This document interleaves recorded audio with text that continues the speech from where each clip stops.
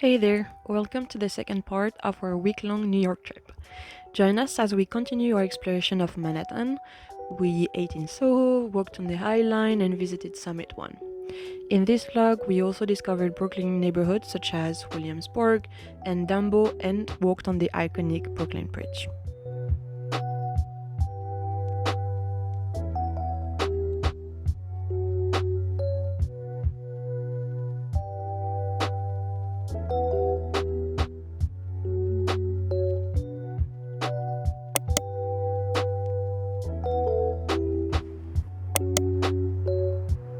On our third day in New York, we decided to explore around the hotel, starting with Chinatown.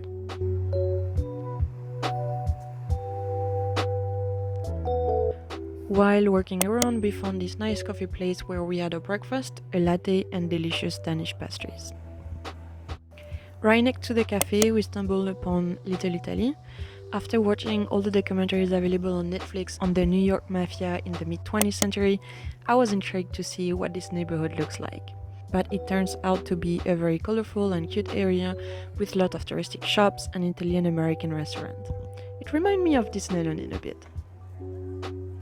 After more walking, we arrived in Soho, which made me wonder if the name came from London Soho, but according to the internet, it actually means south of the Eastern River. Soho is an area which seems to be great for shopping, though it was not on our program that day. However, I couldn't resist stopping at Target. I really wanted to experience this supermarket that I so often see on other people's vlog. It was time for lunch, and we decided to stop at Lynn's Bagels window shop. They pride themselves in using the highest quality ingredient, and it was indeed very good. We resumed our walk, which led us to Greenwich Village. That made me think of Friends. It was on our itinerary to stop at the building that we see in the TV show, but we missed it, and instead we stopped at Mazedar Bakery, and we shared a slice of their famous cheesecake.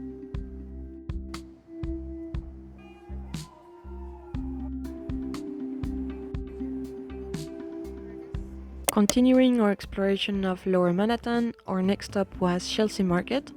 It is one of the most famous food markets in New York. It's also an old cooking factory built in 1890, which was converted into a market. This is actually where Oreos were invented.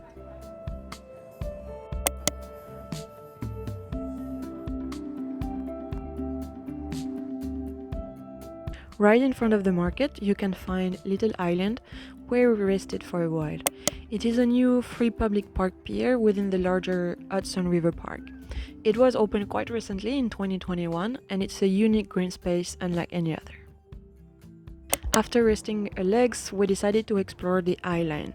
It was once a rail track which went out of use in 1980, and it was transformed in 2009 into what is now considered one of the most unique parts in New York City. The urbanite playground features white flowers, greenery, and outdoor art installation in addition to killer views of New York skyline.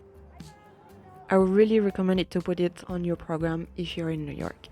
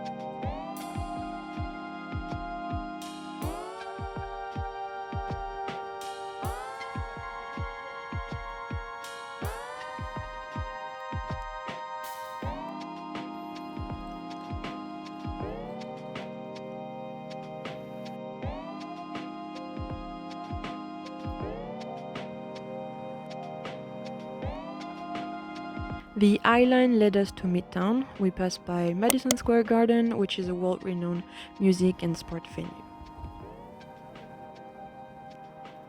On our way, we could see standing tall the Empire State Building, which is one of the most iconic skyscrapers of all time.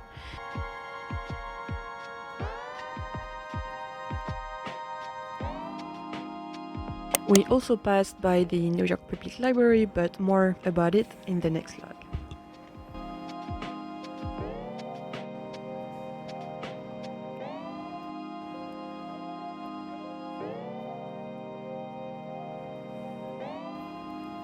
Our end goal for the day was the summit at One Vanderbilt. This platform view spanned the 91st through 93rd floor and put you around 335 meters above Manhattan. You get to see the Empire State Building, Top of the Rock, the Chrysler Building, Central Park, and much more. There's no shortage of jaw-dropping views, and it's a full experience with all the different rooms and activities they offer. You could easily spend there a few hours. And that's definitely the best thing we did in New York. We decided to go for sunset. We had to pay an extra $10, but it was definitely worth it. We were able to see the city through different lights, from the sunset to the night, and it was magical.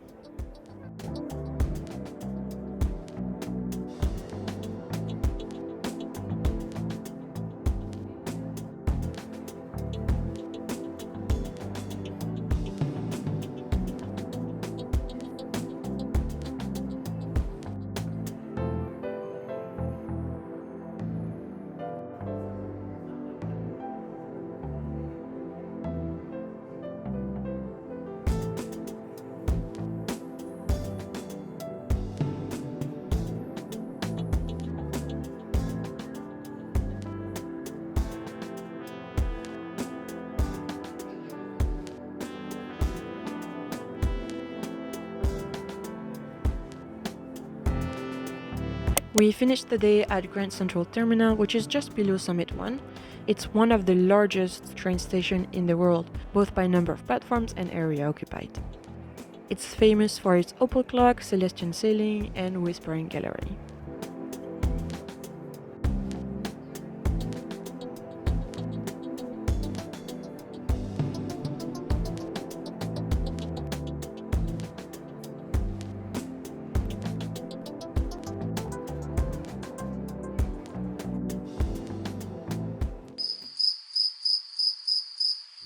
The next day, we decided to leave Manhattan and explore Brooklyn. It was the rainiest day of our trip and we were soaked most of the day, but we really enjoyed Brooklyn. For breakfast, we stopped at an independently owned coffee roaster, and it was one of the best coffee we had during our trip and by far. If you saw The Intern with De Niro and Anna Hathaway, you might recognize this cafe.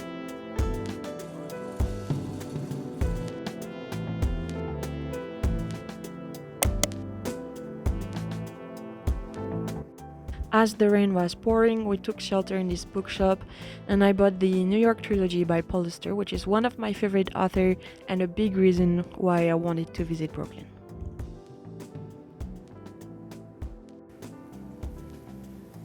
Our second pit stop was at Trader Joe's, which is another market I was eager to visit.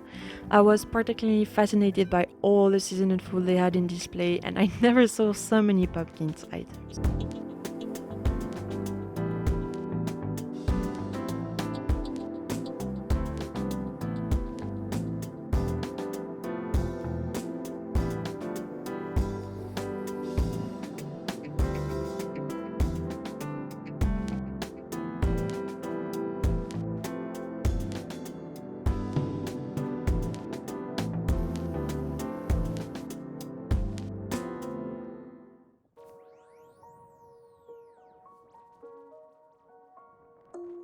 As the rain stopped for a bit, unfortunately just for a bit, we went to Dominant Parks, adjacent to Trader Joe's. It's a public park along the waterfront, and it's named after the former Domino sugar refinery.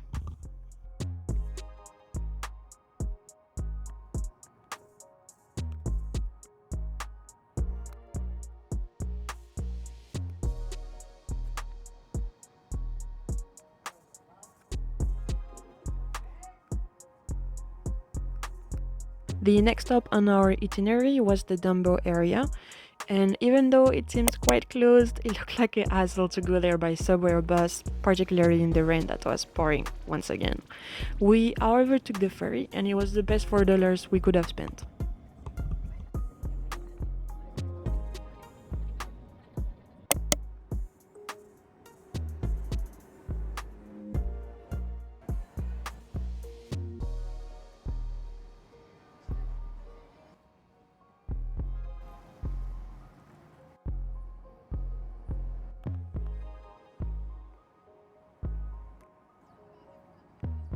After landing under the Brooklyn Bridge, we made our way to DUMBO, and it were cobblestone streets frame captivating views of New York City.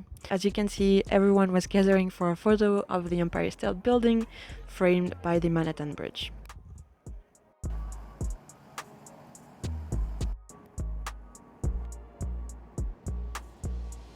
Close by and under a bridge, we passed through the Brooklyn Flea. It's on every weekend, but it was quite smaller than expected, though they had nice things to look at.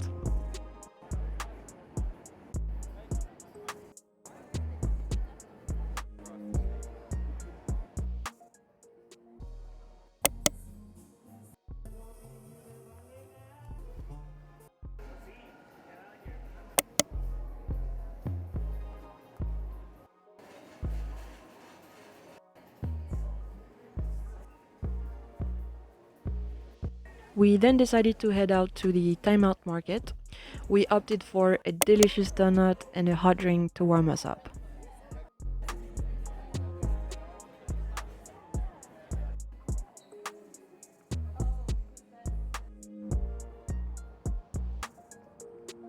Before leaving, we went to the rooftop where we admired a nice view of the Brooklyn Bridge and the Manhattan skyline.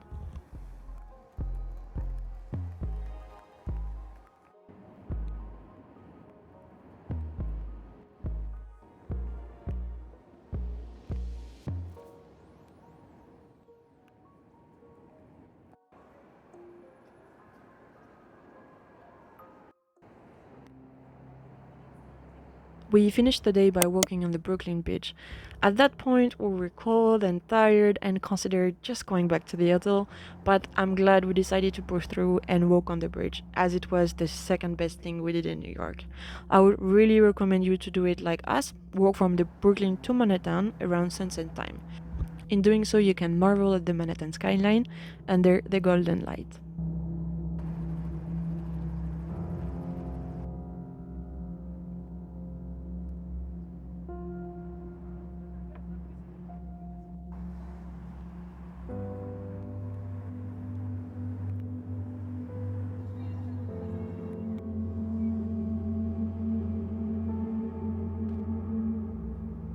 I hope you enjoyed coming along with us, and see you in the next one for our last part of our trip.